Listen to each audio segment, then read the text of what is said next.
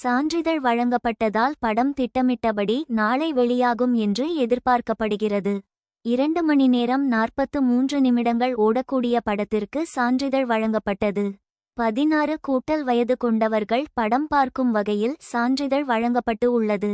இயக்குனர் சுதா கொங்கரா இயக்கிய பராசக்தி திரைப்படம் மத்திய திரைப்பட தணிக்கை வாரியம் CBFC பரிந்துரைத்த வெட்டுக்களை ஏற்க மறுத்ததையடுத்து மும்பையில் உள்ள திருத்தக் குழுவை நாடியது. ஜனவரி 10 வெளியாகவிருந்த இந்த படத்திற்கு தணிக்கைச் சான்றிதழ் கிடைக்காததால் பொங்கல் வெளியீட்டில் நிச்சயமற்ற நிலை ஏற்பட்டது. இதையடுத்து ரிவைசிங் கமிட்டியிடம் மேல்முறையீடு செய்யப்பட்டது. படம் ரிலீஸ் ஆகிறது. பராசக்தி படத்திற்கு ஒரு வழியாக மத்திய தணிக்கை சான்றிதழ் வழங்கப்பட்டு உள்ளது. UA சான்றிதழ் வழங்கியது மத்திய தணிக்கை வாரியம்.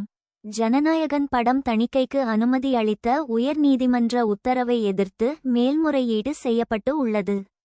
தனி நீதிபதி உத்தரவை எதிர்த்து தலைமை நீதிபதி அமர்வில் தணிக்கை வாரியம் முறையீடு செய்துள்ளது. மனுவாக தாக்கல் செய்தால் விசாரிப்பதாக உயர் நீதிமன்ற தலைமை நீதிபதி உறுதியளித்துள்ளார்.